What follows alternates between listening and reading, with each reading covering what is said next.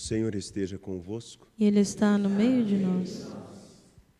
Proclamação do Evangelho de Jesus Cristo, segundo Mateus. Glória a vós, Senhor. Naquele tempo, enquanto Jesus estava falando às multidões, sua mãe e seus irmãos ficaram do lado de fora, procurando falar com ele. Alguém disse a Jesus: Olha, tua mãe e teus irmãos estão aí fora e querem falar contigo. Jesus perguntou àquele que tinha falado: Quem é minha mãe e quem são meus irmãos? E estendendo a mão para os discípulos, Jesus disse: Eis minha mãe e meus irmãos. Pois todo aquele que faz a vontade do meu Pai, que está nos céus, esse é meu irmão, minha irmã e minha mãe. Palavra da salvação. Glória a vós, Senhor. Por favor, podem se sentar. Só um pouquinho de paciência, porque agora à tarde chegou uma frentezinha um pouquinho mais fria, um pouquinho só. E aí, como a gente vai chegando numa certa fase da vida, qualquer coisa faz com que a gente fique meio diferente.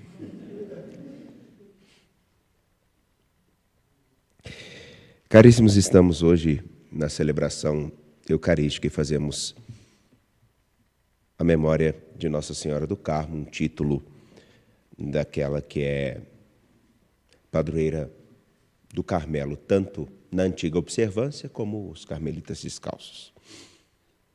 E nós rezamos logo no início da celebração, pedindo que possamos subir e alcançar ao monte que é Cristo. A ideia é justamente de que precisamos sair de um patamar, de uma capacidade de visualizar a vida, a história, subir um pouco mais, para ter um olhar um pouco mais amplo. E essa amplitude de olhar, ela está intimamente ligada à compreensão de qual a grandeza que nós recebemos e da qual podemos participar. A grandeza que nós recebemos e podemos participar. São duas coisas bem diferentes. Porque eu posso receber algo e não usufruir disso. Quem nunca ganhou uma roupa muito bonita que ficou esperando sempre o momento mais adequado para usá-la, aí quando tentou vestir ela não coube? É óbvio, porque ela ficou muito larga.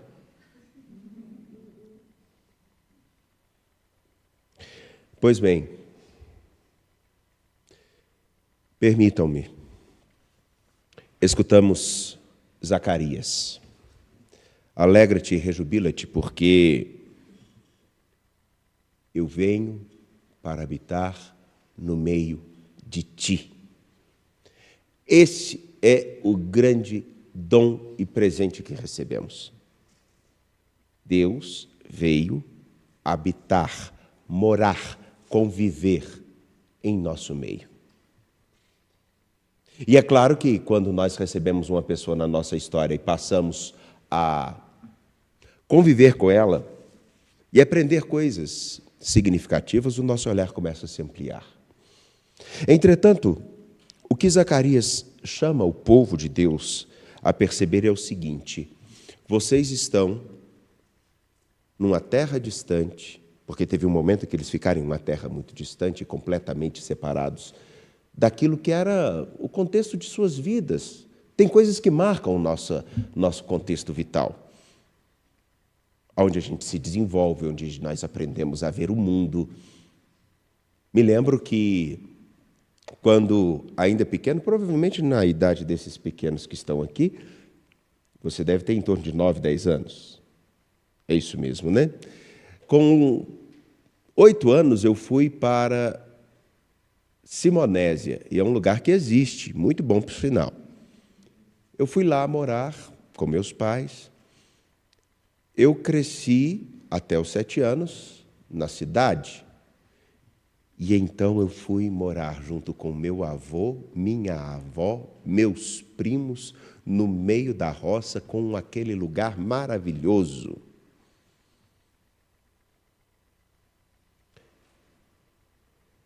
Foi uma experiência singular, mas no início, bem diferente. E aprendi muito ali.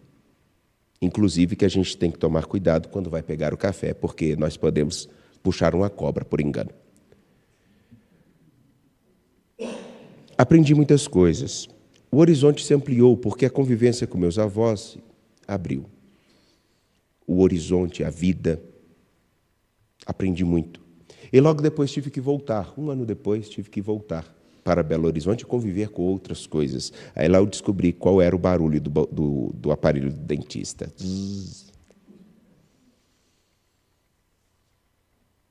Assim, mais um pouco meu olhar ampliou. Convivi com pessoas, aprendi muito. Quando nós recebemos alguém ou vivemos determinadas experiências na nossa vida que fazem com que a gente entenda mais o valor daquilo que temos, a convivência que estabelecemos com as pessoas, a riqueza do que nós podemos construir com os outros, o nosso olhar se amplia. E o que Zacarias está dizendo? Vocês saíram da terra de vocês, onde vocês aprenderam tantas coisas, viviam tantas coisas e foram para uma outra terra. Perderam tudo, mas não. O Senhor nosso Deus vem habitar contigo e Ele vai te reconduzir para aquele mesmo lugar, mas de uma forma diferente. Vocês precisam crescer. Vocês precisam amadurecer. Vocês precisam aprender a valorizar o que têm. E isso marca profundamente a vida do povo de Deus, porque eles precisam aprender a viver como quem crê em Deus. E isso é um exercício no qual a gente precisa subir um pouquinho, cada dia um pouco mais, o patamar para olhar a vida diferente, até com mais responsabilidade. Por isso que é tão singular, nós temos a capacidade de aprendermos com o Evangelho de Mateus, capítulo 12, versículos 46 a 50, porque Jesus está olhando para um grupo de pessoas que caminha com Ele. Mas esse grupo que caminha com Ele, muitos precisam entender o que significa verdadeiramente participar da vida de nosso Senhor Jesus Cristo.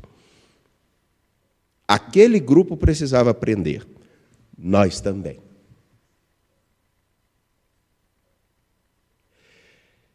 E eu me explico. O povo de Deus a quem Zacarias fala é um povo que repete muito sobre Deus. Mas por que eles perderam sua terra, sua casa? Porque deixaram de escutar a quem deveria ser escutado. Exatamente como a gente. Quando é pequeno, a gente escuta colega, a gente escuta a internet, a gente escuta a televisão, mas pai, mãe, avô e vó, geralmente a gente não escuta muito bem, não, né? Mentir? Não, pode rir, eu sei como é que é, eles também. Bom, Jesus recebe uma notícia, sua mãe e teus irmãos estão aí fora. Equivocadamente, alguns entendem isso como uma rejeição, a fala de Jesus. Olha, quem é minha mãe, quem é meus irmãos? E, na verdade, aqui não tem uma rejeição, mas uma oportunidade de instrução para que eles também subam um pouquinho mais. Minha mãe, meus irmãos, são aqueles que fazem a vontade do meu Pai que está nos céus. Fazer a vontade do meu Pai que está nos céus faz com que essas pessoas sejam da minha família. A igreja, a comunidade dos batizados, comunidade de discípulos, é família de Cristo, que todos os dias precisa aprender quem está no meio dela. Qual a relação estabelecida com aquele que está no meio dela? Permitam-me trazer um exemplo bem simples. Quantas vezes vocês já viram os idosos tentarem, em uma mesa de refeição, trocar uma palavra ou conversar alguma coisa e tiveram a atenção devidamente dada? Eu já vi idosos numa mesa de refeição tentarem conversar por 3 vezes e ninguém escutou, nem quem estava do lado. Dar a atenção a quem está no seu meio, quem está entre você e o outro, com quem você convive, para saber exatamente até o que ele precisa.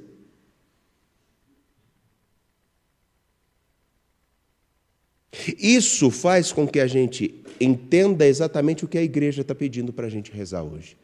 Que nós possamos alcançar o monte que é Cristo. Num monte, num lugar alto, nós enxergamos com mais clareza.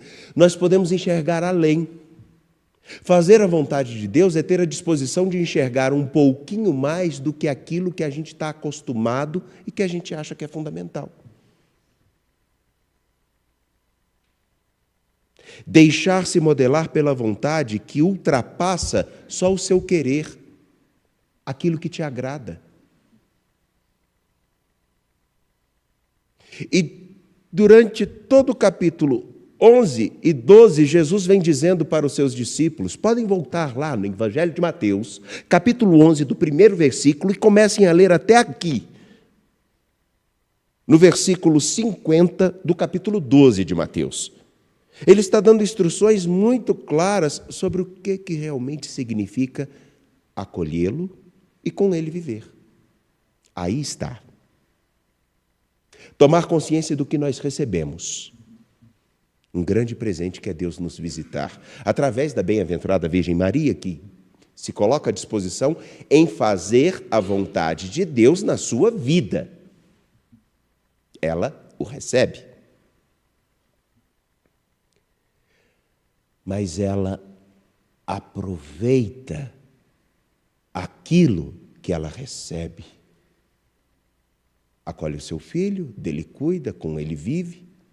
Nós recebemos a graça de sermos filhos de Deus, que podem ter a oportunidade de olhar a vida com uma ótica completamente diferente daquela que nós estamos acostumados a ver as pessoas falando. Não é somente ser bom, porque ser bom é obrigação de todo mundo. É algo mais.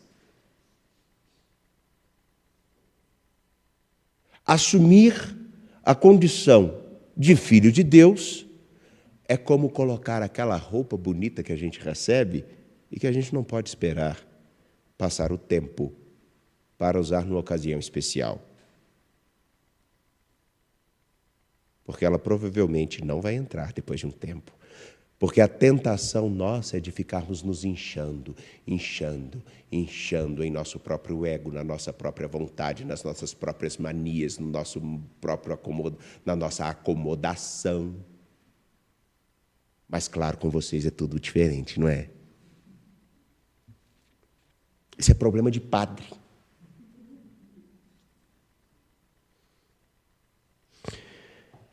Aqui está.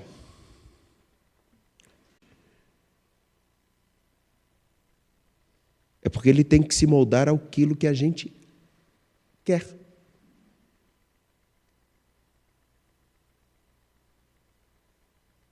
Percebam, mais se fala do que as pessoas querem do que propriamente do Evangelho. Em todos os lugares até, e isso muito me assusta.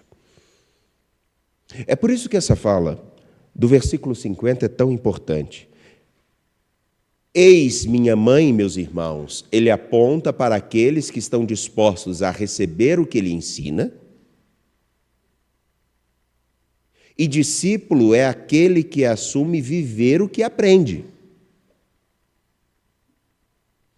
Pois todo aquele que faz a vontade do meu Pai que está nos céus, esse é meu irmão, minha irmã e minha mãe, participa da minha vida, porque ele me dá ouvidos. Nossas casas nem sempre são casas de família. Podem se tornar determinados condomínios divididos em quartos, onde alguns não contribuem com nada, nem as crianças. Não é assim? Cada um por si e, obviamente, Deus por ninguém. Porque aonde está a divisão, com certeza Deus não está. Até em igreja. Caríssimos, peçamos ao nosso Deus a graça de subir o monte e enxergar a vida segundo as instruções de Cristo, que nos faz superar o maior de todos os desafios. Maior, inclusive, do que os 1.746 metros de altitude no qual nós estamos. É aquele que se chama autossuficiência e orgulho. E que todos nós temos dentro de nós. Não é à toa que nós cantamos no Salmo exatamente assim. O poderoso fez em mim maravilhas. Santo é o seu nome. Versículos 48 e 49 do Magnificat, cantado pela bem-aventurada Virgem Maria no Evangelho de Lucas. Pois ele viu a pequenez de sua serva. E dessa pequenez, desse lugar, desde agora as gerações hão de chamar-me de bendita, porque ele, o poderoso, fez por mim maravilhas. Santo é o seu nome. Em mim, ele fez. Ela teve que superar também uma coisa muito simples. Qual é a minha vontade? Não seria mais correto viver a vida com tranquilidade ou acolher o desígnio de Deus na sua vontade, na sua vida e deixar com que a vontade dele a orientasse? Me parece que alguns devotos extremos à Virgem se esquecem de assumir o seu principal exemplo. Fazer a vontade daquele que está em nosso meio e que nem sempre é escutado. Quase sempre. Peçamos ouvidos atentos, coração dilatado e mente disponível para acolher a vontade daquele que em Cristo nos instrui. Confiantes de pé, apresentemos nossas preces.